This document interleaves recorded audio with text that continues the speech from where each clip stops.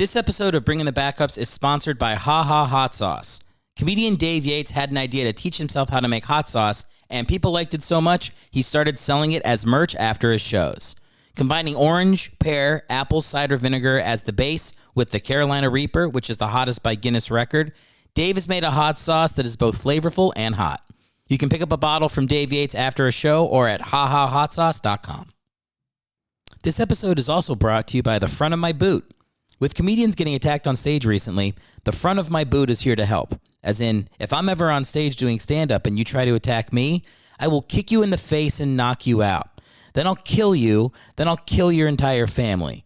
Then I'll skin your corpse and wear your dead, flabbergasted face around to parties with your friends and say racist things so everyone thinks you're a backwards moron. Then I'll stage a death scene where it looks like you got trampled while blowing horses.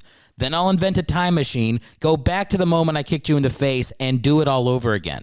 The front of my boot, in conjunction with biting your nose off. If you're one of these mindless human skin tags come to life that like attacking comics, you can count on the front of my boot going straight up your humorless ass. Lastly, we're brought to you by Aquaman 2. If you love the original movie with Jason Momoa as Arthur Curry and Amber Heard as Mara, you'll love the sequel set in an underwater Virginia courtroom where we peer into Aquaman and Mara's divorce. Chock full of verified, documented domestic abuse from Mara, strap in and watch Arthur Curry talk about falling off the wagon, Mara cutting off his finger, and finding Mara's poop in his bed. Also starring the Me Too movement and everyone in the ocean being spineless wimps, it's Aquaman against the odds like you've never seen him before, losing to the monster even though he's clearly the good guy. In theaters until last Friday, now it's gone, but I think it's back on May 16th or something. Aquaman 2, directed by Jussie Smollett. Oh, what is up? Welcome to Bringing the Backups. I'm your host, Erick Hellwig. On the show today, I'm talking to comedian Dave Yates, who you can follow at Yates Comedy on Instagram. And we're talking backup quarterback, Oakland Raiders, 3 touchdowns and 16 picks, Andrew Walter. My wife Liz comes into the show for a little bit. We do play some voicemails, which you can be a part of by dialing 323-716-6072. One more time, that number, 323-716-6072. I tried to do it to the tune of the music. Call in to leave a voicemail. I do have my show Barely Making It LA coming back. It's got the Federal in North Hollywood. That's going to be on May 19th, 8 p.m. Free show with my co-host Rich Ruiz and Madison Davis. Come check that show out. I'm still in the Vail Comedy Festival, obviously at the end of May. I just got accepted to the North Carolina Comedy Festival and the Comedy Chateau Comedy Festivals. All those dates at erickhellwig.com. Please check them out. Come support live comedy. I've kind of hung up my cleats while I had COVID the last 2 weeks, so I'm making up for it. End of May, into June, a lot of shows, a lot of bookings. So I'd love to have you support that. To support this show, you know what to do. Apple Podcast, 5-star review. Follow on Spotify, follow me on YouTube. Follow my Bands in Town, which is on my website. Hit the little track button, and you will never miss me when I come into your town for a show. That's it. It's going to be a great time. Enjoy Bringing the Backups. And here come the Yammies to kick it off. Grab your gear and lace it up. Helmets on and cup your nuts. It's that time, you know what's up. Here we go, bringing the backup. Bringing the backups. Bringing the backups, yeah. Bringing the backups. Helmets on and cup your nuts. Don't think twice, bring in the backups. Oh, yeah. Bringing the backups. I'm back, baby. I'm back from the COVID episode. All right, and this episode, I do have a comedian that actually came on the show. I was feeling well enough to have a comedian come in. I wasn't feeling great, but I wasn't contagious. So that comedian later on the show is going to be Dave Yates. So we're working towards a conversation with our friend Dave. You know him. He's a very funny stand-up comedian. He writes on Dumpster Fire with Bridget Fetisi and a bunch of other stuff. He's a hilarious guy. So hang out for that. conversation I had with him, which was it felt like a serious conversation about comedy, which I liked. I like having those once in a while. It's not all just fucking sunshine and rainbows on this motherfucker. Sometimes we got to talk how do we make fucking money doing this shit. So we talked about that, and he made fun of me buying sneaker cleaners. So that was basically the interview. We loved having Dave on. And then on the podcast in a minute here, we're going to talk about Andrew Walter, who might be my favorite guy I've ever researched on the podcast. And we're going to get to exactly why. But he's great. He feels like he has struggled in life.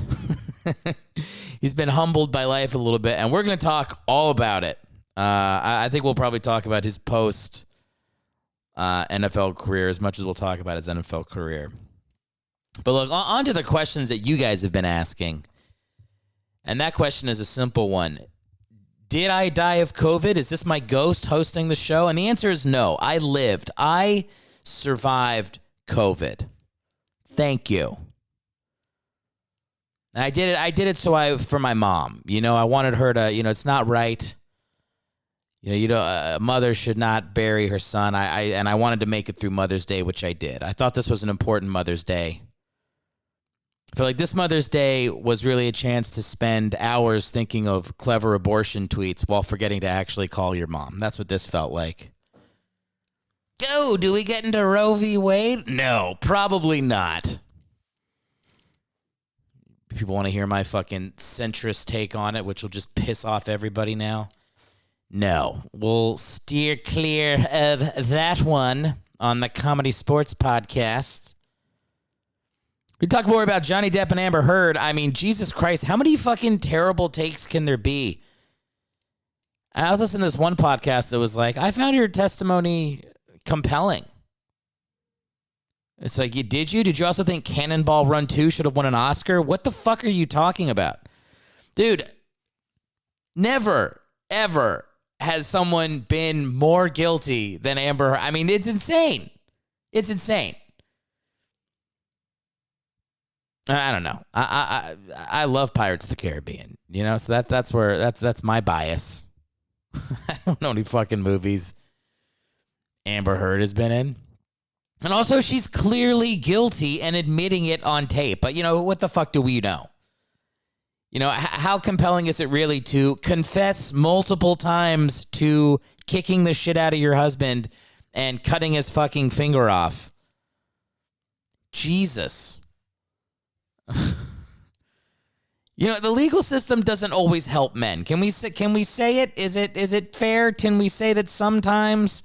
Well, actually, when we talk about our boy Andrew Walter, we'll talk a little bit how the legal system has treated him in his post-NFL career, because, man, oh, man, does he have some takes that we'll go over. But look, the point of all this crap was that I don't have COVID anymore. I still kind of feel like shit. I mean, I basically just canceled everything. So the stand-up shows will come back in, I have a festival I'm going to. It's the Vail Comedy Festival. If any... What are the chances somebody from fucking Vail is listening to this now? But anyway, if you're there, I guess hang out until Memorial Day, and I'll be there. And then once I get back, I've already started booking stuff in L.A. for June. But I'm just kind of I don't know, man. I was already pretty run down when I got COVID, so I feel like that did not help. So now I'm I have to go to bed.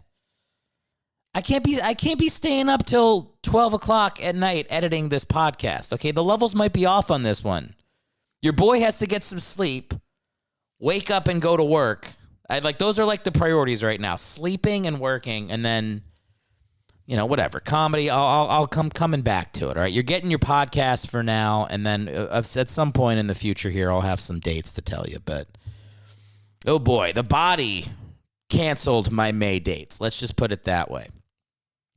And every time I sniffle, my wife is like, long COVID? Do you have long COVID? And I'm like, no, I don't have long. I'm day, whatever day this is. Day 18 of, ground zero, COVID, lung invasion version. So, my understanding is that a lot of people have, you don't feel great. You don't feel yourself fully. And so that's kind of, it's I'm like getting back to it, but I have like a little bit of,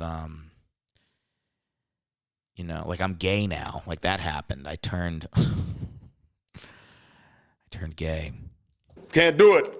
Can't tell jokes like that. All right. That's why I had the can't do it lined up there.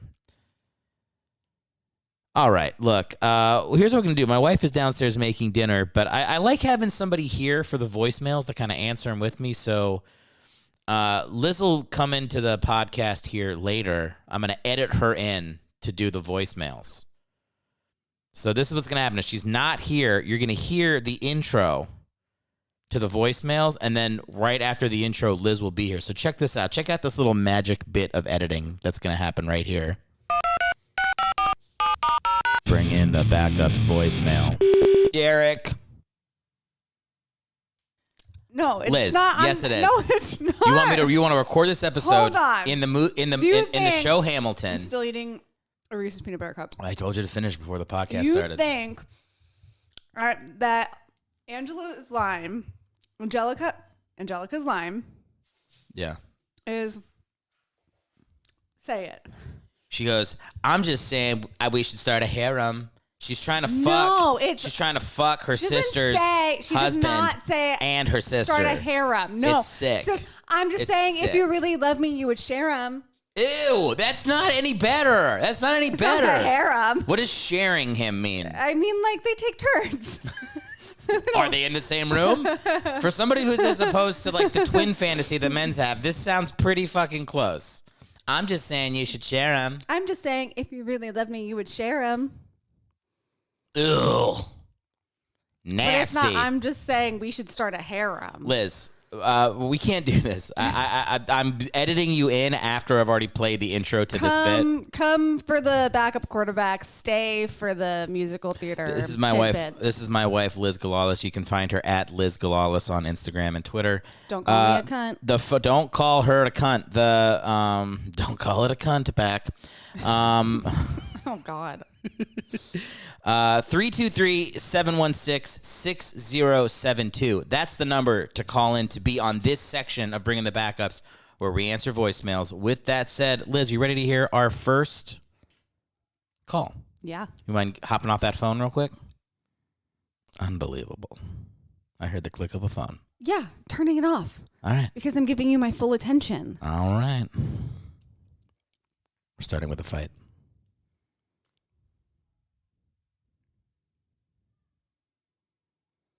Oops, did I fuck that up? Hang on. There was like such a dramatic pause. Should I leave the dramatic pause in? No. Okay. What is this? What is What this? is playing? I have no idea what's playing right now. Where is this music coming from? This is like a karaoke track. Oh, I know. No, it's from my royalty-free music, which means I'm allowed to play it. Oh, good. I was wondering about that. Okay, I was like, this you're is going to edit that out. This is the worst segment I've ever started. Okay, hang on. Okay. Are you ready? Yeah. First call. Hello, Eric. 'Tis I, the NFL Riddler again. I have a riddle for you, Eric. Which team in the 2022 NFL Draft scored the highest marks? Oh. I repeat, which NFL team in the 2022 Draft consistently scored the highest marks? Highest marks. That would be the Eagles. Carefully, Eric. Be the Eagles or Answer wisely, Eric. I think the Lions. No, I'm sorry, that's wrong. The Dallas Cowboys had the highest No, they marks, didn't. Most of which were on their girlfriends' faces. Till next time, Eric. Oh, God. The Riddler. So many of these jokes center around domestic violence. It's tough stuff. All right, well, it's a good riddle. Most of their marks on their girlfriends' faces. Riddler's crushing it with those jokes. Okay, let's go to our next caller. Mm-hmm. Hey, this is Adele from St. Paul. I have a question. What will last longer, the USFL or the XFL? Okay, that was my question. Bye. You did not disguise your voice enough. That's clearly you. Yeah. I'm realizing now that I shouldn't be having Have you me answer be the your own person. questions. I don't even know. You just sent me. Well, do you want to go ahead and take that question though? What do you think? I don't XFL even or remember USFL? what I said. I don't know what either of those things are. Well, it was Adele from St. Paul, and her question was USFL? the USFL or the XFL, which will last longer? United States Football League. You got it. Oh, what was the other one? UXL? XFL. XFL? The Extreme Football It's just League. the fat football league. Extra large football league. XFL is now it's in its third iteration. What is XFL? So it was originally like Ecstasy Football League. That's what it is. You do ecstasy and you play football. No, it used to be like it was wrestling. So it was like Vince McMahon owned it. Everybody thought it was going to be like you get choke slammed at the goal line and like it was going to be like half wrestling, half football. But it wasn't. It was just kind of like okay football. And then it went away. Then it came back like 2 years ago during COVID. It came back right as before COVID happened, and it was crushing it. It was doing really well, and then COVID kind of tuned out. And then COVID killed it. I'm sorry. Okay, anyway, I'll just answer the question myself. I think unfortunately the XFL will do better because The Rock is behind it, and he's just in everything now. But the USFL is fun, man. The Washington Generals are crushing it. You got the Birmingham Stallions are playing very well. They're playing some good football. And my boy, what's his name? Jeff Fisher is coaching the Michigan Panthers. They're 1-3, but they should be 2-2 because the kicker missed a kick to end the game. So I don't know. I'm loving the USFL. I love that there's like 10 people at the games. I think it's incredible. I'm really loving it, but I have no idea if that's going to survive. XFL's got more longevity, unfortunately. All right, let's go to our next call. Liz, anything you want to add on that before we move on to our next call? No. Okay, great. Hey, this is the NFL Riddler again. I ordered sweet and sour pork over an hour ago. I'm at 100 Riddler Way. My house has a 500-foot question mark suspended in air above the roof, and it's viewable from space. Plus, I'm the only house on the block, so I refuse to believe the driver missed my home. I'd like a discount. You said 25 minutes, and I'm... God damn it, this is bringing the backups again. All right, so the Riddler looks like he made a fake call there. Tough stuff. He meant to call the Chinese food He meant to call the place. Chinese food place. His food. He guess he has you on speed dial. Once you're at an hour, I don't think you're getting your food. You're not getting your food. No. I did not know that the question mark above his house was viewable from space. It's the Great Wall of China and the NFL Pyramids? Riddler's home. The pyramids and then the Riddler's home. Those three 100 things. Riddler Way. Yeah. What state is that in? 100 Riddler Way? I don't know. We could Google it. Google it. I'm Google Maps it. I'm not going to Google Maps it right now. Remember Google Earth? Is that still a thing? Do Google Earth? you remember Google Earth? Oh, where you can like see the... You could like see the Earth and you can like zoom in to all different parts. Are you really asking if that's a real thing? Do you remember it? I'm asking if you remembered it. We used it on a call with your lawyer like 3 days ago. No, that wasn't Google Earth. What was that? It's just Google Maps. Oh, I don't know the difference. Hey, Eric. This is Lisa calling from Columbia, Missouri. Wanted to know, Missouri. when are we going to hear about Chase Daniels? Go Tigers. Missouri? Is that how they Missouri? pronounce Missouri? I don't know. Missouri? Is that like a Norfolk instead of Norfolk thing? I don't know. Chase Daniels is a former Missouri Tigers quarterback. Chase Daniels has to come on the show. You don't care about this, but he is a backup quarterback. He's played like 3 games in the NFL. He's made like $50 million because he got signed to multiple big contracts to go be the starter and then would get injured or somebody else would take his spot. So he's 35 years old.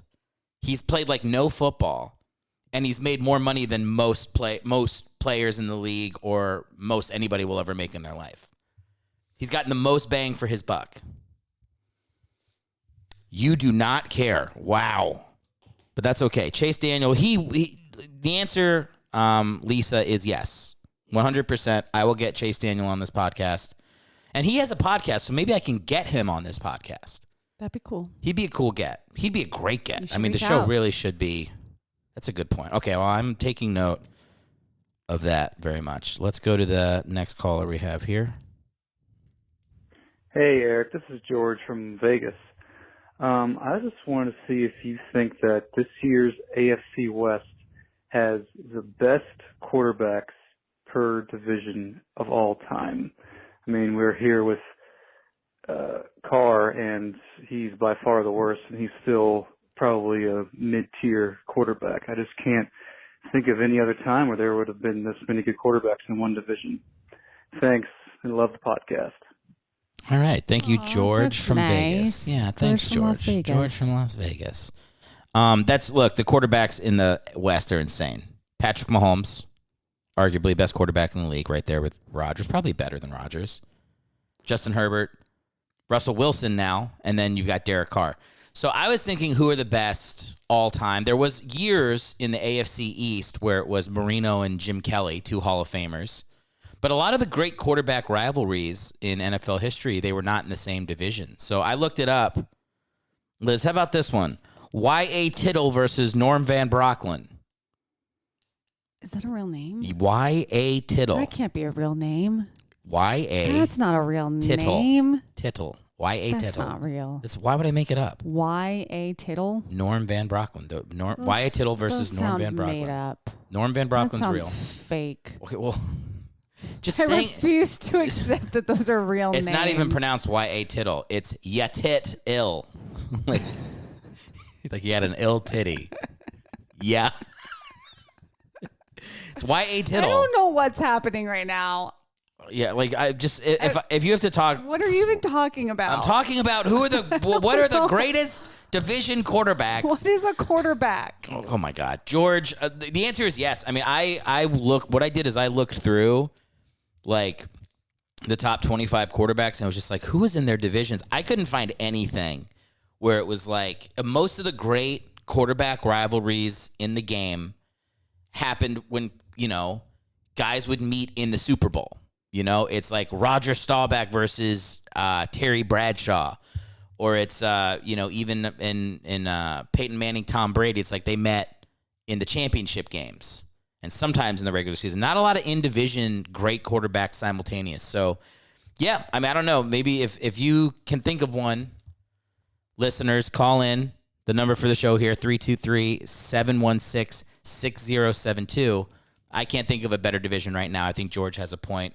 And, yeah, Carr is definitely the worst in that division. He's still pretty good. He's probably like the 15th best quarterback in the league, something like that. Liz has blood shooting out of her eyes. We've only got 2 more left. Can you make it 2 more? Yeah. All right. Last time you had me on, the questions didn't have to do with football. Well, so I could be a more engaging guest. I'm just it is a comedy. Sucking the air out of the room. It's all right. You're fine. Don't worry about it.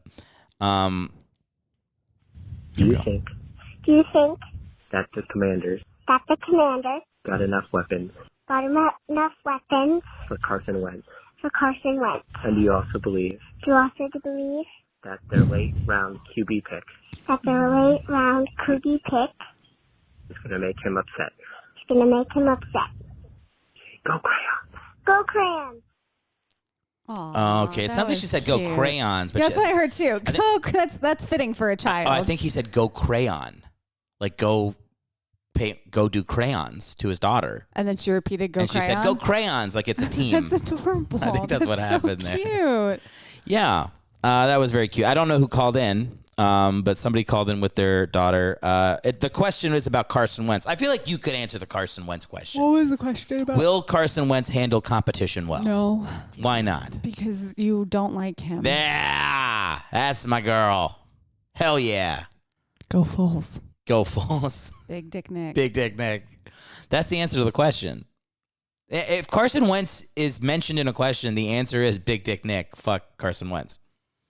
No, whatever. I wish him well, but yes, he will handle it terribly. Sam Howell, 5th round, would have been was supposed to be a 1st-round pick, but UNC sucked this year for a lot of reasons that weren't his fault. Yeah, Howell's better than him. And then Taylor Heineke last year. The real question is, will the weapons on the Commanders be good enough for Tyler Heineke or Sam Howell? Carson Wentz is going to get injured. And there's no weapons to whatever. He could have like Jerry Rice's fever dream reanimated back to life. It doesn't matter. Carson Wentz, I think he's broken. in a deep, real way. So sorry, Commanders fans. I actually do like the Washington pick. They got the guy Dotson. They already have, what's the guy's name? Is it McLeod? McLaurin. McLaurin's good. They got the running back from Alabama, too. They have good weapons. Like I said, the best thing that can happen for them is Carson Wentz.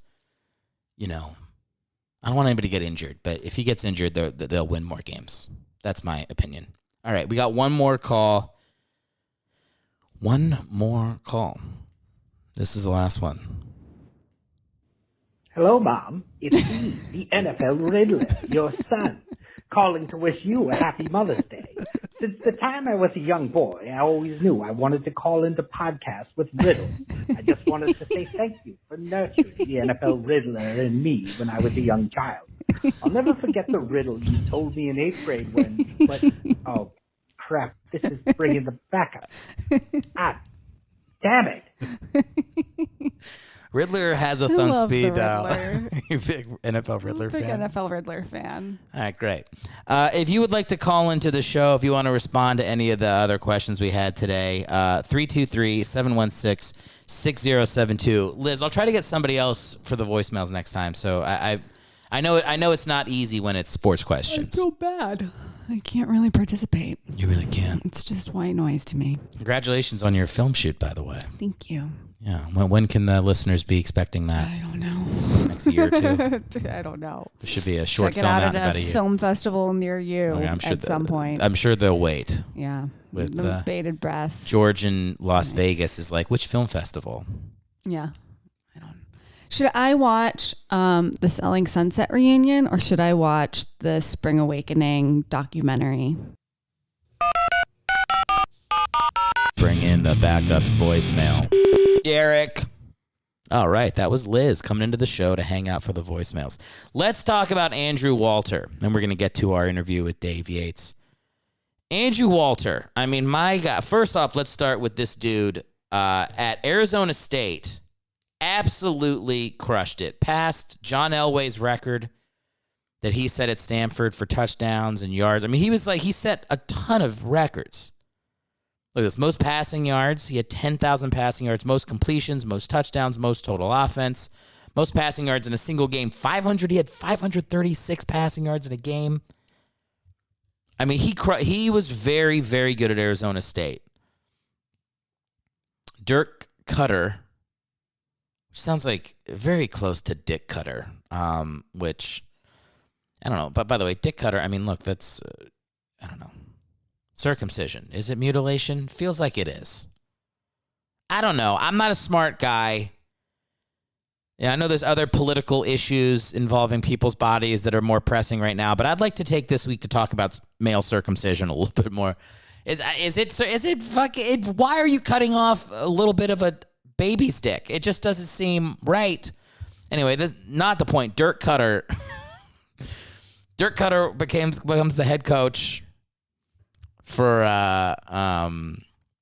Arizona State, and in the sophomore year, Andrew Walter actually loses the quarterback battle, but then the guy that won it, Chad Christensen, ever heard that name? Nope. Fuck you. Out. Our boy Andrew Walter comes in and leads the Sun Devils. Also, what a great name, the Sun Devils. Leads them to their biggest comeback ever in history. They were down 22-0 to the San Diego State Aztecs. Walter comes in, first game with a boot on his leg, throws a 72-yard touchdown pass. And it is beautiful. I watched the highlight. It's like they say, they're like, this is the Andrew Walter era. Starts with this play. Fucking just flicks a ball 50 yards in the air. The dude had a cannon. It's undeniable. They came all the way back, beat the Aztecs 39-28, largest come from behind victory in ASU history. And that's pretty much it. They beat number 6 Oregon in Oregon that same year. They lost. I'm sorry. They came back in that game. They beat them. They were down 21-0 in that game. That's the game that he threw for 536 yards. It was insane. He has a shitty season his junior year and then crushes it his senior year. That's when he passes Elway and does some other stuff. then he gets hurt. He gets hurt in like the bowl game against who were that? I remember reading it. Hang on, I got it here. It was Arizona State, and they get hurt against who fucking cares? Somebody, Iowa maybe. I don't know. Who cares? The point is it fucks up with his. He was expecting to go higher in the draft. He goes to the 3rd round. And then I was watching an interview that he was basically talking about himself as a college and football player. And Andrew Walter is like very critical of himself. He referred to himself as entitled, arrogant, lacking compassion and gratitude. He said, you're not just a good person if you say please and thank you. Wow. Andrew Walter saying basically, I had a shitty attitude, and that's part of the reason he failed in the NFL. I mean, I love the looking at yourself harsh. You know, they often say, if you said the things about yourself that you said about if you said the things you said to yourself out loud to other people, you'd be a monster, because we're all the worst people in our own heads to ourselves, unless you're a sociopath, in which case you marry Johnny Depp and take a dump in his bed. I'm like one of these like chicks that has like Johnny Depp posters up in his room, like, he's innocent. I love Jack Sparrow. No, I like justice. All right, I like justice. Anyway, that's not the point. So he's with the Raiders. He goes 2-7 as a starter in his time there. 3 touchdowns, all to Randy Moss. I mean, look, if you just watch the Andrew Walter touchdowns in Oakland, they don't look too bad. But the main year that he plays, which is 2006, he throws 3 touchdowns to Randy Moss and 13 picks, goes 2-6 as a starter. Not so good. Not so good. And he's there for a ton of turnover, too. 4 head coaches in, a little more than 3 seasons. Had like 7 play callers. Not an easy situation for somebody, but especially somebody who, in his own words, entitled, arrogant, lacked compassion and gratitude. What it was is I watched him on this interview with, I can't think of who it was. It was some guy that he's like an athlete that has a show about, here, I want to give credit to this interview because it was actually pretty good. It's like an hour-long interview. I'll link to it if you're watching on YouTube. Life After with Marquise Harris. So Andrew Walter just fucking unloads in this interview. It's an hour long. I listened to the whole thing. I mean, he first off shits all over himself. Then he talks about running for political office, which I love it. You can find his old campaign ad when he's a Republican. Oops. Can you continue to listen, pussies? He's a Republican, and he runs. His ad is just literally him being like, you know what leadership is? It's knowing what to do under pressure. And it's nothing but his highlights in Arizona State. Like, he runs for Congress in Arizona, like the area where the football field was. And his whole campaign is just, you remember that game against San Diego State? That was me. That's all he runs on. No issues. He's like, I like education. Think we need to change the way we spend. And remember that 72-yard touchdown? First play, I'm wearing a boot. That's what leaders do. And it's like usually like at the end of political ads, they're like staring off into the distance. Like they're like looking at the city that they built or whatever. Like they're like up on a cloud. There's like a blue sky behind them. No, it's just him in a football uniform pointing for a receiver to run an in post. That's it. Like he's just like, I played football, vote for me. Which, by the way, I mean, fucking, why not at this point? Like, why would that not be the qualification you need to have any type of political office? He was a good quarterback. I think that means you should get to be in Congress. I think that's fair. So anyway, he talks about being in politics, and it's weird because in this interview, he starts to shit on his ex-wife, who sounds crazy. I mean, I joke that this is about, like, sometimes men have this real disadvantage in the courts. Well, holy shit, does Andrew Walter paint a picture? I mean, who knows? We're getting his side of the story only, but it sounds like his wife just, like, served him papers while he was at work, grabbed all her shit, moved to California, was pregnant with his kid, and he had to, like, up and relocate his life just to see his kid. I mean, that's crazy that you can do that.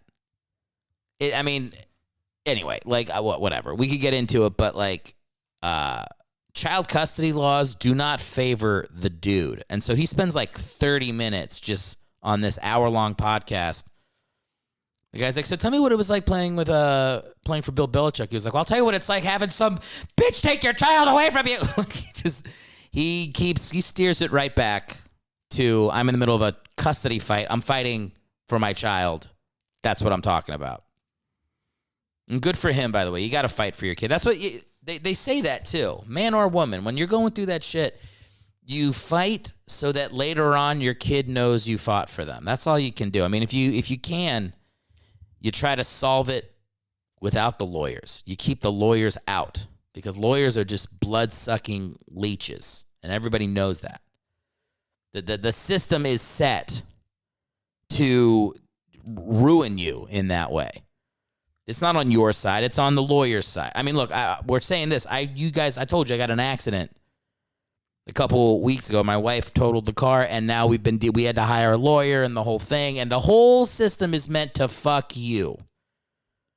It all circles back to that. It's not about, let's figure out how to make this the most equitable process where the person that made the accident is the one that's... No, it's about how many times can we bleed you for every dollar possible? It's insane. And also, like, it's in California, which is hilarious, considering it's, like, the most regulated state. They won't let you fucking climb on trees in the park, but they can charge you, like, $1,000 a day for storage fees at a fucking body shop. It's like, I could actually use a politician butting their nose in right here. Jesus, maybe I can take, like, my third mask off at this point. It sucks, man. It sucks. It was shitty. But anyway, the point of this was just that lawyers are terrible. But he kind of goes through this whole... He just spends the whole podcast just talking about his divorce, which is not funny. Like, whatever. My parents got divorced. It's ugly. It's tough. It's traumatic when people are going through it. But it also is funny to be on a podcast that's supposed to be like... Tell us how you turned your NFL experience into a healthy life afterwards. And it's just him being like, she took everything. I can understand that's got to be hard though. But then I went back and found I found one interview where he's on a radio station talking about running for office, and it sounds like it was his wife's idea. He'd like just gotten engaged. He's like, she's the best. I'm so happy. She convinced me to do it. Oh God! It's when you look back, when you have those bad relationships. I think the Johnny Depp thing. It makes everybody look at it through their prism of their life experience. If you've been in a bad relationship, God forbid you've been abused in some way, like it just calls all of it back. And I've been in a couple bad relationships. Nobody's ever crapped in my bed, but I've been in bad relationships. And it's like that thing where you're talking with somebody and you're like, it doesn't even make, the thing they're yelling about doesn't even make sense. You're literally just like, you just feel lost in like when you're those moments, they're horrible. What was I talking about? Anyway, Andrew Walter. The good news for the guy is that he started a business after the NFL. He went 4.5 seasons. He had like a training camp in New England, 4 years in Oakland. Not a successful NFL career, but made money. He's a third-round draft pick, so that's a decent contract. It's more money than I'll ever see in my life. So he did well for himself. He did what he was supposed to do in college, which was get paid to go to. That's what you did. And then when he was done with college, he went back to ASU, got some degree in finance. He does some sort of finance stuff. I don't understand any job beyond comedian and firefighter. Those are the only jobs I have a true, I know what they do. Everybody else, I'm like, huh? I'm an insurance claim adjuster. You fight fires? You tell jokes? I don't get it. Can't do it. I don't know if that really applied in that moment, but last couple shows I've forgotten to play the little clip. There's no question that Andrew Walter did have a lot of physical talent, though. I mean, he had some arm strength. The reason I like guys like this is because this really was like the Madden age for me. You know, like 05 to 09. I mean, we're talking like college and right after college. That's when I used to sit down and whatever player was like on Madden as the second or third string quarterback, I'd be like, I'm winning the Super Bowl with that guy. Marquise Tuiasosopo is about to win a AFC championship, bitch. That's how I played Madden. I played Madden like a psychopath. I would put up a TV and then like two TVs next to each other, and I would play Madden, but then I would watch the real game as it was happening, and I would try to simulate every play exactly as it was happening in real time. It's disturbing to say that that's what I did, but that's what I did for like a couple years. And then I would announce the game to myself. I mean, I might as well also be like, and I had my dick tucked between my legs and I danced around with a lotion and a basket. Like I could do the whole thing. I could tell you everything horrifying I did, but it was really just like a weird control thing where I was like, I want to be an announcer.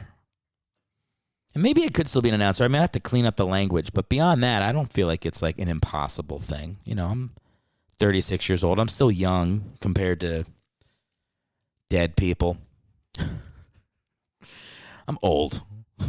I'm old, man. My beard's gray. I have long COVID. I might have long COVID. Who knows? We'll find out. Talk to me in a couple weeks. I went back to the show, by the way, in Anaheim. Because they asked me to host again. Because I fucking crushed it the first time. Thank you. I went back to the Anaheim. It was the only show I did and plan on really doing up until the festival at the end of the month. And it was fun, man. I had a good time. There weren't that many people at the bar, but there was this group of people. They called themselves, they were like the Lovers of Liberty. It was some like libertarian group. And they were fucking hilarious, man. Like they're the easiest group to make fun of because obviously they want to go back to, like they think the public highway should be like the Oregon Trail. We should be fording the river, like fucking losing oxen if the waters are too high. Like they have like, whatever. They're like burning their driver's licenses when they get upset. Libertarians, I mean, I have a couple friends who are libertarians and it's fun hanging out with them. You get a couple drinks in them. They start talking about like the fucking treasury and you're like, all right, that's enough. You need to calm down. Let's get you to bed. They just can't. It's just the crazy meter is dialed up and they know it too. They know it. They have fun with it. They know it. I feel like it's a lot of beaver pelt hats. They wish we still wore beaver pelt hats. And I'll say this too, what I like about most libertarians that I know, I mean, because I guess because I've lived in mostly liberal city places, it's like they feel very like legitimately cool like that. Like I don't know anybody who's racist and libertarian. Like they all seem, the ones that I know have been very open as far as people just do whatever you want. But also I think we should destroy the dollar bill and just trade gold coins and fucking chicken at market. And you're like, wait, hang on. I like you on the live and let live part. But can we have a military? Are we? Do I have to pay a firefighter to put something out at my house? Like, what are we talking about here? Can we have some sort of thing? But these guys, they were the Liberty lovers, man. They were a fucking blast. So the show in Anaheim ended up being really good. My wife, Liz, came out to it as well. She had a good time. She always has a good time when I crush, which is nice. And I did crush. It was a weird thing because I was hosting the show, but then the comics didn't show up. A bunch of comics, like, bailed. So it was supposed to be 5 comics. It ended up being 2. So I was like, oh, I guess, well, it can't be like a 30-minute show. One of the guys was like, I only have 10 minutes. He was like a newer comic. So I was like, all right, fuck it. So I did 20 minutes as like in between the 2 comics. And then the third comic, who was the headliner, showed up late, didn't tell me. So the show ended up going about an hour, 5 minutes. A quick show, but it was fine. But as a host, you usually don't do a 20-minute act in the middle of the show. So that ended up being fun, man. It was like, ooh, am I a host? Am I the headliner? I don't know. I kind of feel like both. It was great. I got the best compliment. I think the best compliment from the comic who went up last. He said, when I saw you on stage, I didn't think you were the host. I thought you were a headliner. And I was like, that's the fucking compliment right there. Because host energy, man, when you come out and you're just like, oh, how's everybody doing? Like, oh, God, it fucking sucks. And I know you get paid doing it, but it hurts when that's what you're doing. So I was very happy to get paid that compliment. Anyway, and I think we've talked about Andrew Walter enough. Let's wrap it up. I want to say this now before we bring on Dave. I know I already said this before, I'm sure, in the part where I'm going to cut it in later with Liz. But the phone number to call in at this show, 323-716-6072. Please do call into the show. Leave me a voicemail. It's really fun. And I like when I get real ones. I like when I get fake ones. And as I'm sure you saw 15 minutes ago, I get both. And then if you have not already, please, Apple Podcast, leave a 5-star review. If you have not followed on YouTube, just go youtube.com/Erick Hellwig, ERICKHELLWIG. Follow me there. You won't just get the podcast, but you'll get comedy videos, stand-up clips, all that stuff that I post. So yeah, support the pod. Write that 5-star review if you're on Apple. Follow me on YouTube. And again, the number to call into the show, 323-716-6072. Can't do it. Right now, we're coming in with Dave Yates. He's a very funny stand-up comedian. If you're in Los Angeles, you've seen him on all the big clubs. Like I said, he's a writer on Dumpster Fire with Richard Fedesi, which is one of my favorite shows on YouTube. Very funny guy. So enjoy the interview with him. Like I said, I had a great time having him over. And yeah, I'm sure he'll be on the podcast again. So enjoy your time with Dave.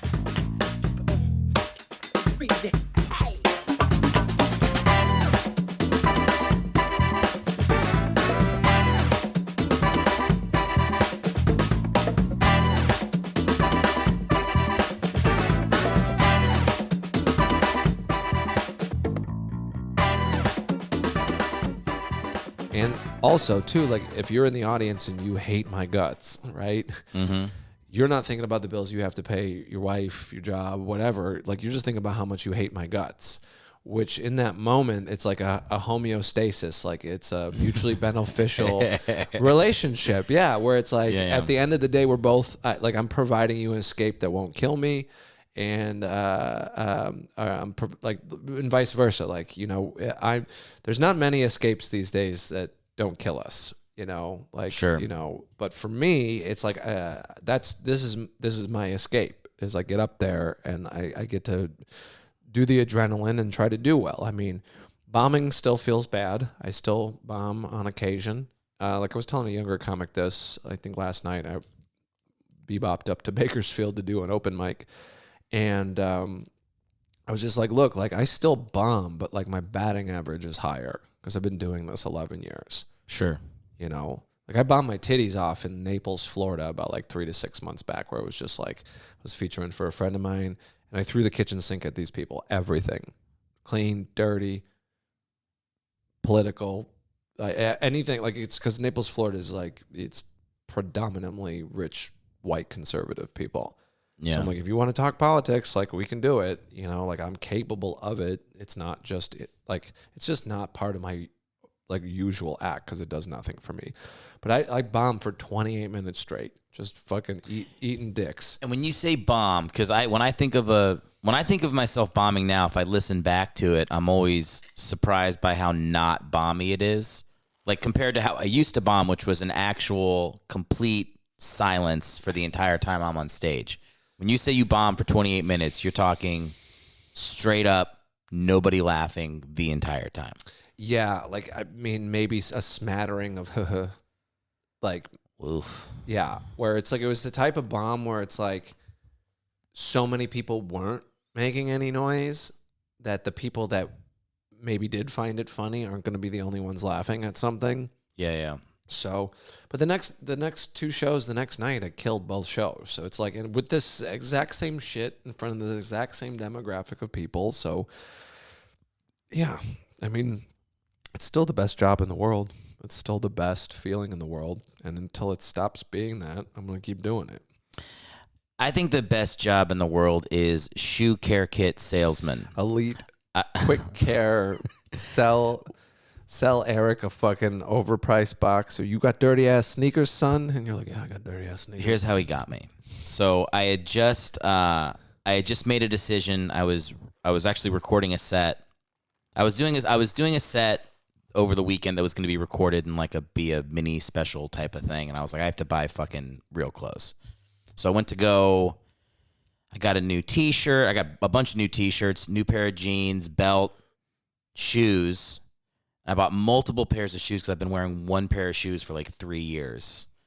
And so I was in a place where I was just thinking about shoes a lot. So are you not typically a shoe guy? As far as you said, same shoes 3 years. Yeah. How many pairs of shoes, sans you purchasing shoes for this important event, how many pairs of shoes did you have at your disposal prior to this? One pair of shoes. God damn. And that was from before the pandemic. I found no reason to buy shoes during the pandemic. You're one of those fellas. Well, I'm trying to change. I'm 36 years old. I'm like, I need a thing. Mm-hmm. And I'm like, maybe I'm a guy that has shoes and hats. So I got some nice hats at Lids, and I matched them up with the shoes. We're talking ball caps? Talking ball caps. I like a ball cap. Yeah, I'm talking a Padres hat with their brown and yellow colors. Oh, the classic Padres, the throwback Tony Gwynn rookie year. Maybe it was Tony Gwynn had those old colors. Yeah, his rookie year he had those colors. But I know exactly what you're talking about. But those are their permanent colors now. They went back. Oh, really? Yeah, they're not the they were white and navy blue, which is maybe the most boring thing you could have been for a while. Yeah. And California cares so little about sports that I'm so surprised that team has survived in fucking San Diego this whole time. It's I think it's the worst kind of fan where I've heard people justify it yeah, they really got to earn us paying attention. And it's I'm a Philly fan, and when the team is terrible, it's people almost like that more. We could go into the Philadelphia fanatic. Wait, the literal Philadelphia fanatic? No, I meant what's what your goddamn mascot's based off of. But so you're thinking about being a shoe guy, and then this guy caught you with the elite shoe care collection. He goes, how much did you spend on this? I spent $75. Oh, gross. And he told me he gave me half off. That's a good pair of shoes. It's a good pair of shoes. You know what he did? He was like, come over here, man. Let me show you what we're doing. Put your foot up. Cleaned a shoe. I was like, whoa, look at that. The shoe looks brand new. He cleaned the shoes I've been wearing for 3 years. And I go, all right, that's great. And then he's just like, do you want it? And I was like, I just looked at the bag of shoes I just bought. I was like, yeah, fuck it. I'll buy it. And then as I was buying it, I was like, were you going to clean the other shoe? And he's like, nah, man, I never said I would clean both. And I was like, that is a brilliant sales pitch, because if somebody doesn't buy it, they walk around with mismatched shoes. They got a dirty shoe and a clean shoe. See, that wouldn't bother me. I feel like it would. I did sales for so long that I know exactly what that motherfucker did to you. Dude, I do sales too. He just got me in a weak moment. Mm-hmm. No, yeah, man. He closed me in 90 seconds. Yeah, dude, because it was he saw you coming down the pipe with shoe bags. Yeah, man. Yeah, he saw you coming down the pipe with shoe bags and your dirty ass fucking sneakers. He saw my dirty ass. And he's like, I want to fucking riddle me this, Batman. Was he a person of color or was he a white dude? Because it doesn't sound like white dude actions. He is a person of color. That's right. He got me, man. He saw you fucking. I would have done this.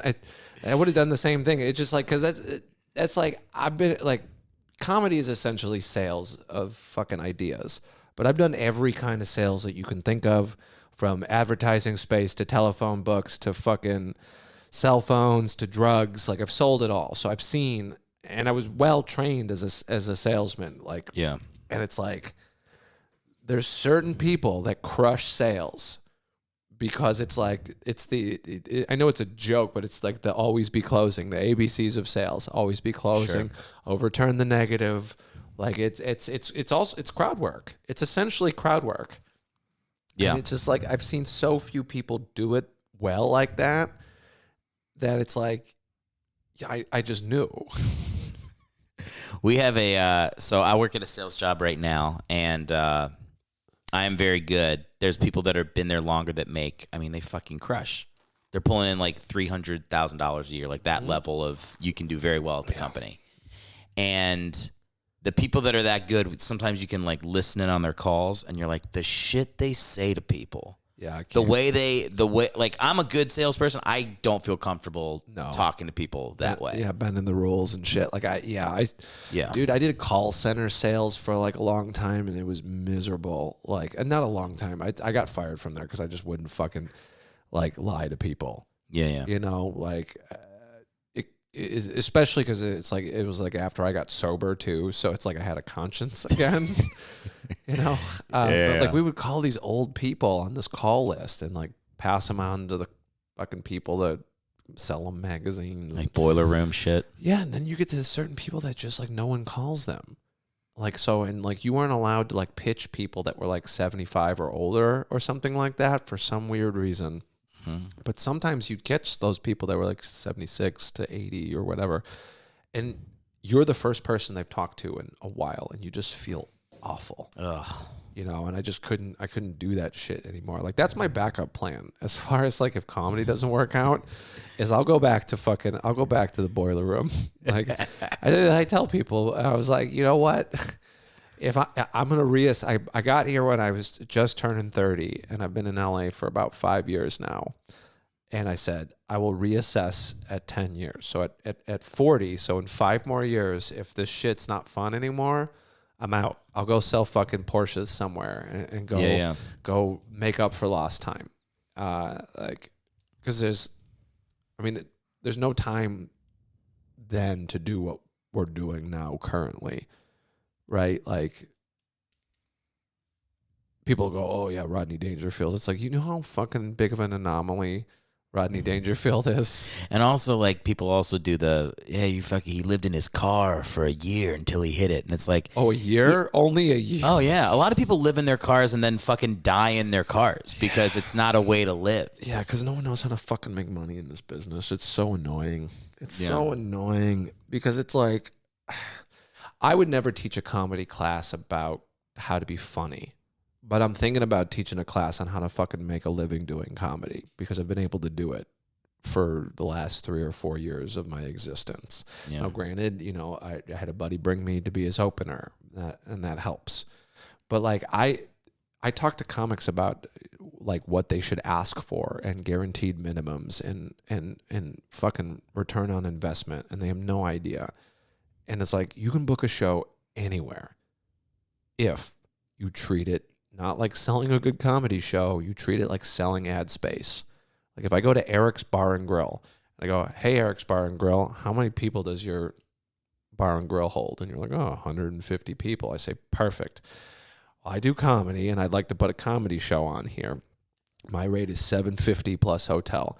That means at 125 people, if you sell 75 tickets at $10 a crack, then you've covered my talent fee. Everything else is profit. And I'm not counting the food and the drinks. It's like, how quickly can you make back your investment? You know, sell $20 tickets to 75 people.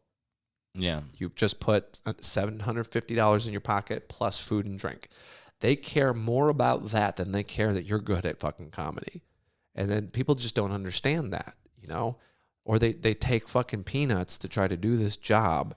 And it you know, me teaching someone how to make money doing comedy does not take money out of my pocket. You know, it's the same. It's what I used to do in the ad sales business. I'd be like, Erick's Transmissions. How much does a new transmission overhaul cost?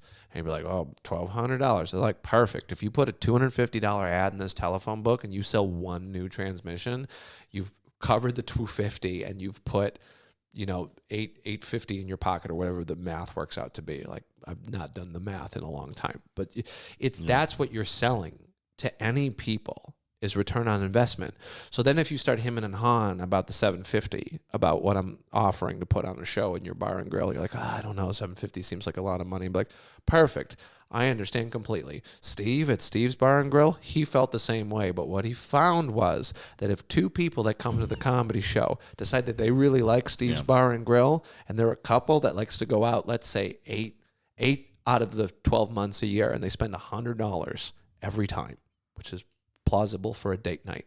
You've just put $800 new in your pocket, cash, check, or charge. That's the close. That's the close. It's overturning the negative, and that's the close. Cash, check, or charge. And like, there's other elements that I don't like about the sales industry, but it's like, it's true. There's things like fear of loss. Fear of loss. It's why you look at mattress stores and they're like going out of business. Every mattress store is fucking going out of business. Yeah. You know, every mattress store is limited time deal on shit because people like that. People like the immediacy of not losing out on a good deal. So much of it is taking like a little social interaction and turning it like 10 degrees in a way that people aren't used to it. When I used to sell timeshare vacations to Colonial Williamsburg. So I would go to like Cleveland and be like, for 5 days and 4 nights for $300, you get to stay in this beautiful colonial cottage. And all you have to do is go to a 90-minute tour on day 3. And the way that we would get people into our booths at these trade shows, it was like, it felt fucking evil to manipulate people that way, but it worked so well. Psychology. It's psychology. So like, we'll go back to comparing it to the comedy industry. So Erick's Bar and Grill, if you're still hemming and hawing after I've already overturned the negative about how even 2 new people in your establishment will cover my talent cost. If you're like, well, I still don't really know. Completely understand, Erick. I'm going to go down the street to Steve's Bar and Grill and set up a show. So if you want to set it up now, we can put the date in the books and I'll make you a lot of money. If not, no big deal. Steve's Bar and Grill has already said they want a date. Yeah. You know, so, and then I'll walk away. I'll walk. Because if you don't want it, you don't want it. Like, and I'm not gonna waste my time. But I know almost immediately whether I'm going to be able to close it. And that's the thing. It's like, I don't even like working the road like that anymore. But it's doable. Like, it's like there is no working feature anymore in this business. Like, where like I started 11 years ago, you could be a good feature and then work the road 40 weeks a year and make your little $100 plus hotel and sell your merch and make a living. It doesn't exist anymore. It's like someone's either bringing you, or because there's no one's taking a chance on you to headline any of these places unless you got bajillions of social media followers. And I'm not saying that because I'm complaining about it. I'm not complaining about that at all. It's just like I'm the last of a dying breed of someone who knows how to make a living working the road exclusively like that. And it's not healthy. I don't want to do it like that anymore. It's why I take as many gigs around Los Angeles as possible. I would rather come down 3 or 4 times a week and do shows and sell my hot sauce, you know. And hot sauce, by the way. I do make the hot sauce. That is my merch. I make and sell my own brand of hot sauce. I sell them for $10. So I'll come down and get $20 from your spot in fucking Koreatown, and I'll sell 10 bottles of hot sauce. So I just made $120. And I get to sleep in my own bed. Yeah. That night. You know, you do that 3 or 4 times a week. That's $400 plus, you know, take out gas, you know. I mean, it's not making hand over fist, but it's enough to survive. Sure. You know, like if you get your expenses out here down to like $1,800 a month, that's all you have to make, really. You know, I mean, obviously you want to make more to put money away and invest and like have a savings, you know, or have money in case you break a leg and you can't work for an entire month. So much of it is like, I don't know, like I was in New York and I fell into acting in commercials, which isn't real acting. It's just like I was doing improv. And if you did improv in New York and did decently, you would just eventually start doing commercials. That was kind of like the progression of it. So there's a couple years where I was just doing that, where I was doing a little bit of stand-up, teaching improv, and acting in a commercial like every 2 months, voiceover, whatever. But when you get to that place where you're actually like fucking supporting yourself doing it, even if it's like barely scraping by, at least for me, I was like, it feels like a different world when you don't have to have the bullshit day job. You're right. Right. I mean, I have no ego about going back to getting a day job if I need to. Yeah. Right. Like I was opening for my buddy who won 3rd place in America's Got Talent. And so he brought me everywhere. And then we got kicked in the balls by a pandemic. And then we started working again, you know, and it's just like now we're 3 years removed from that TV thing and he's doing different things with his career. So that's leading me to do different things with mine and like making the conscious decision to not be a road dog anymore.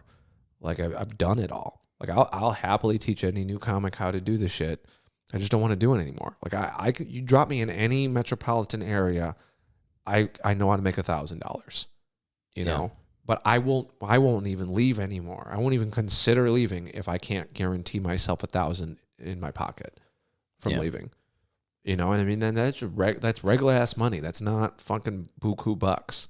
You work any kind of other job and you're making $1,000 a week. That's like a regular okay job. Especially, it's like a little bit better than minimum wage. Yeah, so I do all this to make a little bit above minimum wage. But I wake up and I do whatever the fuck I want to do. Like I wake up at I still wake up a little, or like I wake up at like 8 a.m., 9 a.m. I fucking wake up, get my coffee, do my meditation, my yoga and shit. And like today I washed my vinyl records. I didn't have to show up for anybody anywhere because I got a show tonight, you know, and it just worked out. Like we've been trying to nail down this podcast. It's just like, you know, that's what I have to do tonight. I show up, do a podcast at 6. I go do a show in Culver City tonight at 8. Hopefully sell enough hot sauce to justify the trip. Yeah. You know? And then since I'm already around, like I'll go maybe pop over to the Improv or the Comedy Store, you know, just to punch my card with those people and do the networking shit. There you go. You know? I mean, if I have to go get a job, like I've been sober about a little over 10 years now, and like an easy job for a sober person to get around California is a sober living. It's dog shit work because it's like most of the people that own these bougie sober livings are fucking monsters. But what is sober living? I don't even know. It's like a halfway house, like a bougie halfway house. Okay. So like sober living is the nice term for a halfway house, right? So like when I first moved to Los Angeles, like I saved up a bunch of money. And then like a month and a half in here, some lady clipped me on the 405 and totaled my little Honda. So to fly back to Illinois, buy my little Volkswagen that I have now, I sunk like half my savings into this car. So then I was doing Postmates and shit. And then I got a job at a sober living. Because when you're sober, it's like easy to get a job at these places because it's like, oh, I've been sober 5 or 6 years, you know, and it's like you're basically a gopher for like rich kids. Okay. You know. Now, granted, there are halfway houses and sober livings that are like state funded and they're like no bullshit. But this place was like in Brentwood, California, you know? Okay. So it was like these people were paying like $7,000 a month to stay. And they had like organic food and like a chef 4 days a week and shit like that. Sounds pretty sweet. Yeah. I mean, and that was the problem. It's like, whether you have money or not, people still deserve recovery.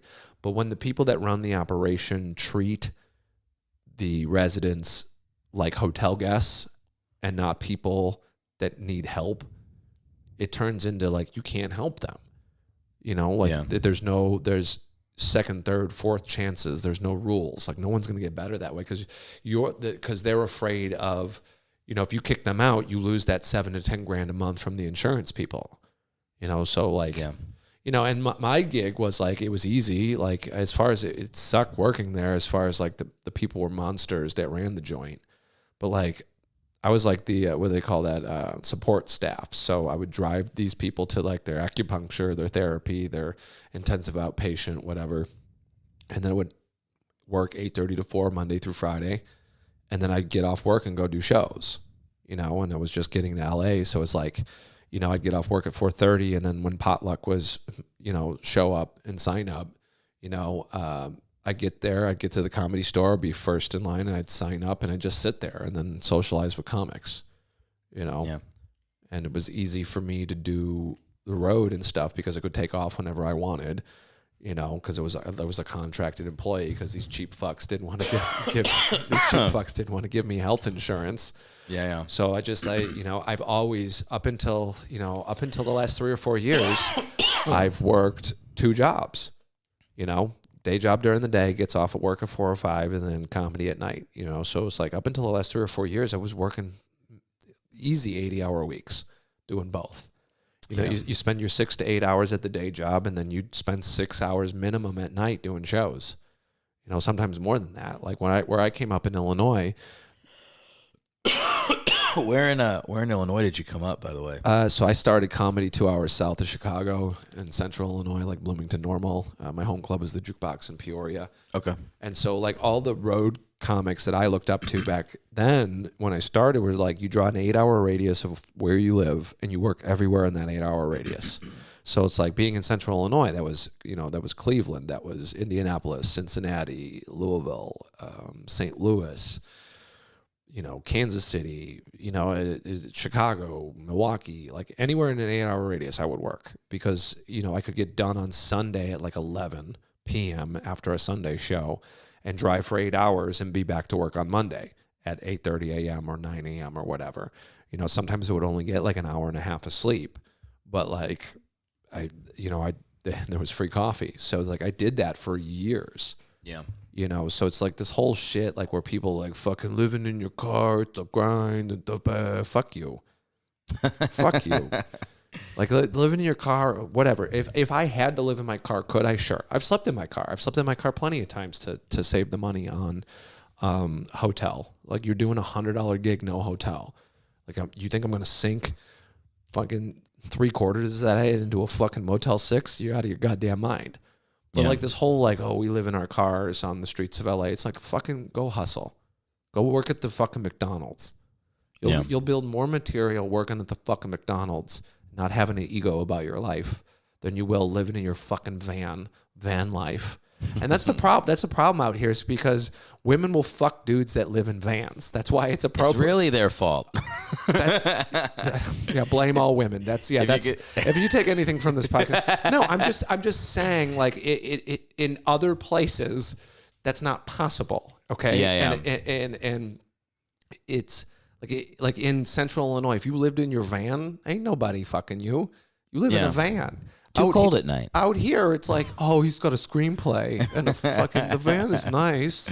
I could never forget, like when I first moved here, and this gal told me that she used to fuck this dude that lived in an RV. I'm like, are you fucking serious? I mean, I guess RV is step up from van. But but still, it's tough. I don't know. My brother like fixed up a van, and him and his wife drove around. I feel like that's a acceptable van fuck. If it's like you're with a partner, you've made a decision, you've outfitted it with a bed, you're seeing the world. But you know exactly that's not what I'm talking about. Of course not. I'm talking about the fucking dildo comic that's like fucking this is the grind, bro. I do 4 mics a night, spending $5 a crack. Yeah. I mean look, everybody's got their own path, and I'm not trying to say that I know. I know as much as someone that's been doing this 11 years knows. But like I remember I met this one kid, this is pre-pandemic, and we were hanging out at the Comedy Store, and like he was talking to me. He's like, yeah, I've been living in my van for like 2 months now. I'm like, what's wrong with you? He's like, well, sometimes you just got it. I'm like, you got 2 working legs? Oh, yeah. Stop living in your van. Your mental health is going to fucking deteriorate, and you're going to lose your goddamn mind. Yeah. I'm like, I'm not going to co-sign your bullshit. All your dipshit open mic buddies are going to be like, yeah, man, van life. Yeah. I was like, stop it. I'm like, is there any reason you can't work right now? Well, no. Then go get a fucking job, dude. Go work during the day, do comedy at night. That's what it is. That's what I'm doing right now, man. That's what you got to do. It's what until you don't have to anymore. And sometimes you don't have to for a while, and then you have to go back to it. That's a hard fucking pill to swallow. Like I've made my living doing comedy for the past 3 going on 4 years. All right. I might have to go back to working for fucking people again. I'm going to try not to. I'd really not like to do that, but I have no ego about paying my fucking bills. Yeah. I don't.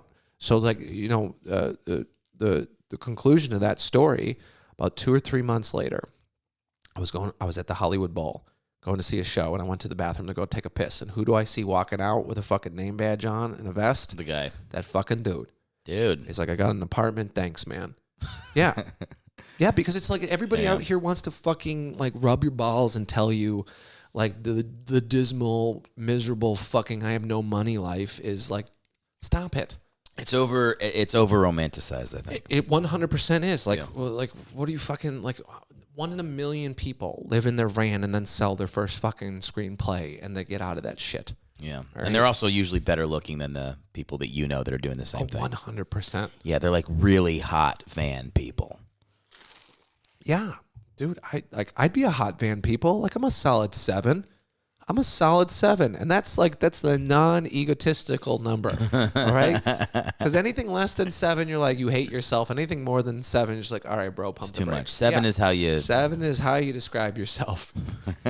Unless you're really not. All right? Unless you're like fucking troll. Like, just be honest. But that's. I feel like the only numbers people will rate themselves are 7. The only acceptable numbers to rate yourself are 7 or 3. Anything else in there doesn't really make too much sense to me. Like, if you're going higher than 7, you're being a dick. Yeah. But then also, this is like self-honesty. Like, if you're a fucking smoke show 10 and you say that you're a 4. You have to say you're hot. Yeah. You have to just know who you are, you know? Like I'm saying, 7 is a happy number for me. Like, I have no problems like talking to women and like on stage, like, you know, like people on stage will be like, oh, I'm so ugly, when they're not ugly. Yeah. Or I'm so fat when they're not fat. It's like, I know multiple comics like that. And it's part of it is that I feel like they wrote jokes when they maybe were. And then they can't give them up. Yeah. And it's like, you have to be willing to change you have to know how the audience is perceiving you when you step on. Otherwise you're building resentment in the audience if you do. I remember one time I was early on in comedy and I was doing like I'm so broke jokes on stage. Yeah. And because I'm a comic, I'm so broke. And this professional comic, he's still a dear friend of mine to this day. He goes, hey man, stop saying you're broke because you're a comedian. Because I pay all my bills with comedy. I support my wife and my 3 children with comedy. So like stop that. If you're broke for other reasons, do that. Yeah. But you're not broke because you're a comedian.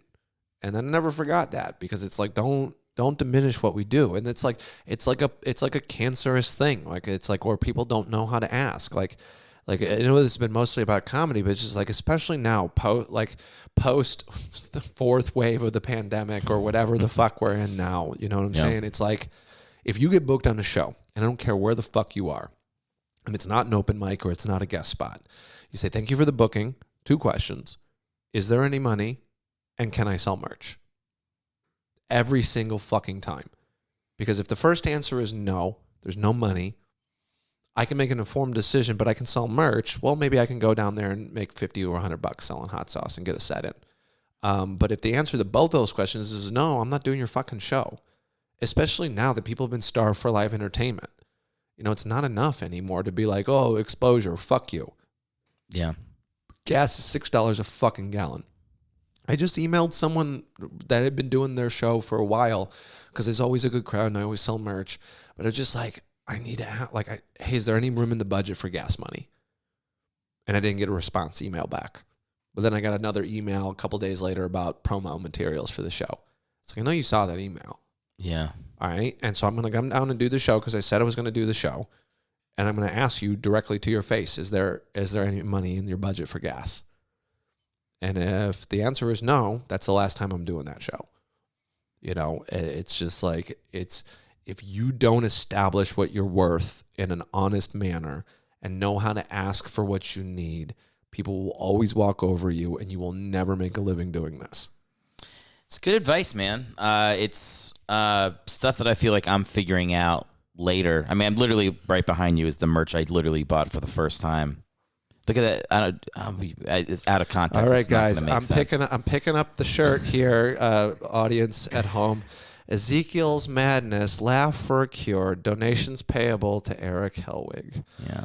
Ezekiel, is this a Mormon joke? Ezekiel? Is it a religious It's joke? a joke about an old dog Okay. named Ezekiel. There you go. We'll see. I've never sold merch before, but I booked a theater gig in Temecula in June, and they're like, we're selling merch afterwards. So I was like, all right, I guess that means I'm at a point now where I'm going to start selling merch. You headlining or are you just part of a show? I'm headlining. That's excellent, man. I won a comedy festival. That's right. And Like we talked up top. I keep a track of what you're up to, man, and you keep fucking winning these prizes. I keep winning shit. Yeah, I'm on a good run right now, which has been nice. Are you a sports fan? Always. You said you're in Illinois. You were 2 hours south of Chicago. Yep. So I mean, but I grew up in and around Chicago. So Bears, Bulls, White Sox, Blackhawks, no Cubs. I'm curious about the no Cubs. You added Cubs in. You felt that was necessary after White Sox. Yeah, because people assume Chicago. There's two baseball teams, and I grew up on the South Side, and my team's the White Sox. I don't root for the Cubs. Yeah. I'm not gonna like piss on you for liking the Cubs because I don't care anymore, and I'm a grown ass man. But like, That's not my team. When Like, the White Sox won, 2004. was that with like Konerko and Thomas and those guys? Mm-hmm. Yep. Mark Burley. Ozzie Guillen was the head coach. I have a World Series laser etched cigar from their World Series win. My father got, because my father was pretty plugged in. Like, he was a mechanic in Chicago, worked for Navy Pier and McCormick Place, like, big deal. And like, he knew people that knew people that knew people. That's just the way it is in Chicago. And he was a cigar guy. So like, he acquired, and they made all these like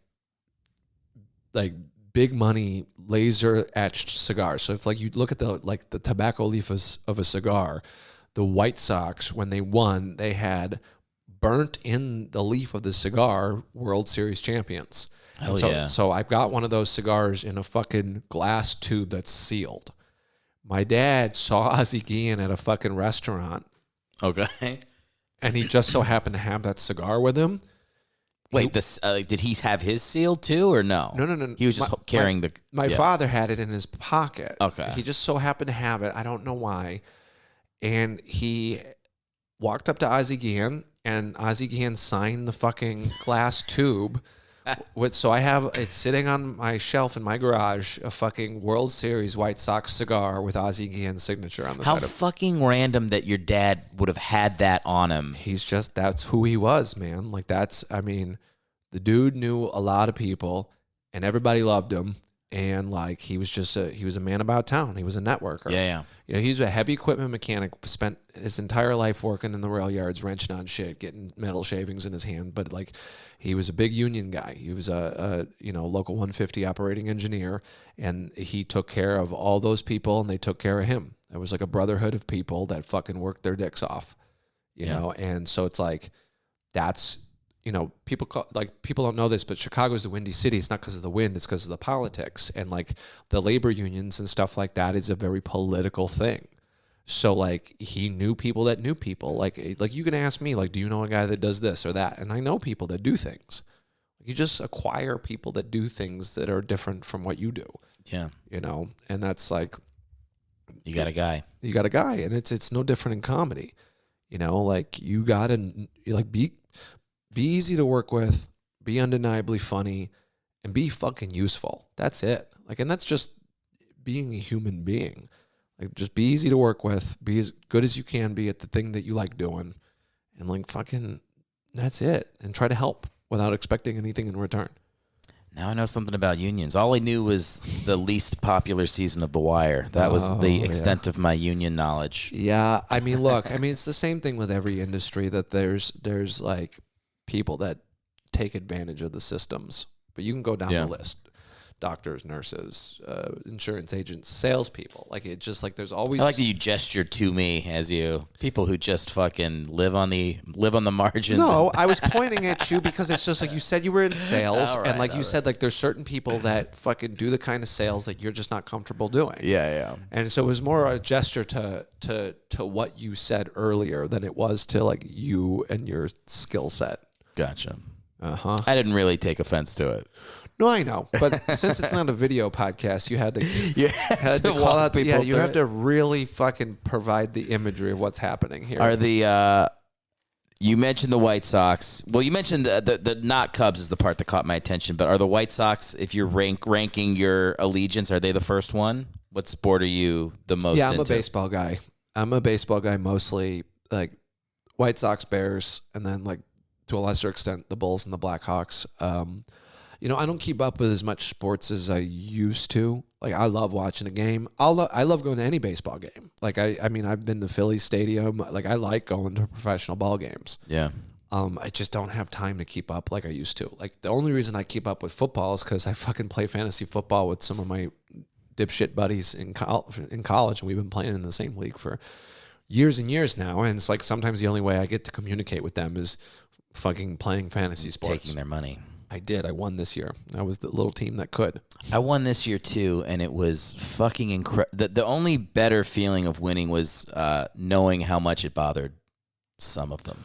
Oh, like it really some of them really take it seriously, and the fucking text chain, they're half of the text on there. Yeah, these dipshits tried to veto some trades of mine and shit towards the end of the season.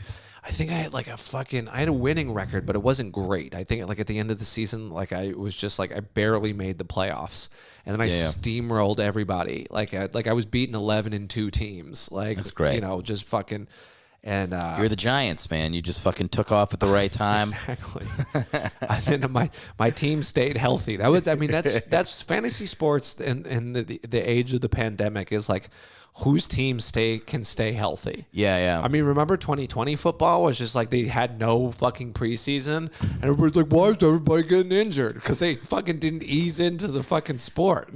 Yeah, the secret to COVID fantasy football was, please don't fuck a stripper this week, guy I drafted. Yeah, or please don't get drunk and drive your Porsche off the side of the road. Did that happen? Oh, dude, like look at if you Google some of these dipshit fucking athletes, like it's nuts. It's like it's so nuts. You have one job, which is like don't get caught. That's it. Like I don't care. Do what you want to do. Like I'm not judging anybody for their fucking like what they do on the side. Like you want to go bang prostitutes and do blow, cool. One life. Show up for work on Monday. Yeah. Don't make it my business. Dude, there was a show that used to be on ESPN I think it was called Playmakers. It was back like when I was in high school. And I remember watching it and being like, this is fucking ridiculous. They were just showing football players. I mean, it was beyond the steroids. It was like every crazy thing it felt like a highly dramatized show. It got canceled. Like the NFL basically told ESPN, you have to, if you keep playing this, we're not going to have games on your network. Like you have to cancel this show. And then I was listening to an interview with, I can't even remember who it was, some player that was like, that show is 100% accurate. Mm-hmm. It's the craziest shit that you've ever seen. Like everything on that show that happened is stuff that I watched firsthand. The reason it's canceled is because it was like, it was not over dramatized at all. Yeah, there's a really good documentary series on Netflix called Bad Sport, and it goes through all these different types of sports where the athletes were like criminals, whether it's juicing or gambling or whatever. I mean, fuck. Like you look at that Mets team. Dykstra, man. Are you talking about the 86 team? Yeah, Lenny Dykstra and fucking Daryl Lenny Dykstra is still fried out of his fucking mind. I'm a Philly fan, so Dykstra was on the 93 team. He was one of my guys growing up. Yeah. He was a great player. Dude, he went on my friend's podcast and was like fucking he's out of his mind. Yeah, dude, that's what happens when you do uppers for a lot of years. Like it's just like it just changes the chemistry in your brain. My buddies booked him for like what they usually have guys on for 30 or 40 minutes on the pod. What did he charge him, like $200? I don't even know if he charged them. I know that they ended the interview after 8 minutes because they were like, really? Yeah, they were like, we can't play this on Apple Podcasts. Like he was just fucking out of his mind. Bananas. He's an legit insane person. Yeah, good old Daryl Strawberry. I think Strawberry got sober and shit. So when you see interviews about that 86 Mets team and fucking you're interviewing Daryl Strawberry, he's got his shit together. But then they put Lenny Dykstra on and it's like, it looks like the dude's got Tourette's. He's just moving around in his chair like, ah. Yeah, man. He never stopped. There's a book about the Expos in the 70s called Up, Up, and Away. And the whole, by the way, we got to get you out of here in like 5 minutes, right? Mm-hmm. Yeah. The whole book could just be called We All Did Cocaine in the 70s. Like that's... Well, if you want to read a fucking gnarly book about an athlete, read the fucking Ty Cobb biography called Cobb. Yeah? That dude was a piece of shit. Yeah. He was a monster piece of shit. Like I'm talking like... fucking sharpening the metal cleats to a point to fucking stab people when he was sliding. He was a horrible racist.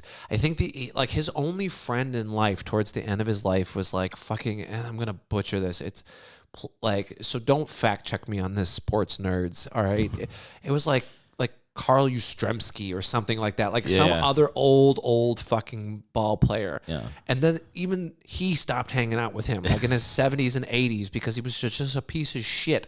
Like, I guess Ty Cobb got into a fight with like the electric company, and the guy was writing the biography. He's like, yeah, we had to run an extension cord from the neighbor's house over to Ty's house because like he refused to pay the electric company, and like I needed to run my typewriter and a lamp. Like, the dude was just, and he put up some of the biggest numbers in fucking sports history. Didn't he bat 400? Was that him? Something like that. He's got records. Yeah, it's like bases stolen records, batting, like just every. And it was back in the day where like you played every position. Where it's like the pitchers would pitch like 10 days in a row. Yeah, each team had like one starter. Yeah. He's also their center fielder on the days he rests his arm. Yeah, those were the days, man. Look, Dave, I got to get you out of here because you got a show coming up. Where can the people find you?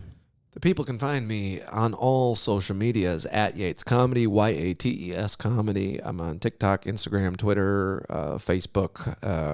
TikTok is fun. You can watch me scream at hecklers and get 77,000 views. My regular jokes don't do well, but I'm eviscerating hecklers, which is, I guess, the trend now. So follow me at Yates Comedy, and then you can also buy my hot sauce if you want to support. It's called Ha Ha Hot Sauce, and you can get it at hahahotsauce.com, or you can follow the Instagram at Ha Ha Hot Sauce. But it's a good way to directly support if you've enjoyed listening to my dumb voice. Buy a hot sauce. They're $10. Awesome. Well, thanks for coming on the show, man. I really appreciate it. I'm glad we could like fucking make it happen. I felt like this was we were circling it for a while. Yeah, good to see you. Thanks for listening to the show. If you'd like to support us for free, there are many ways to do it.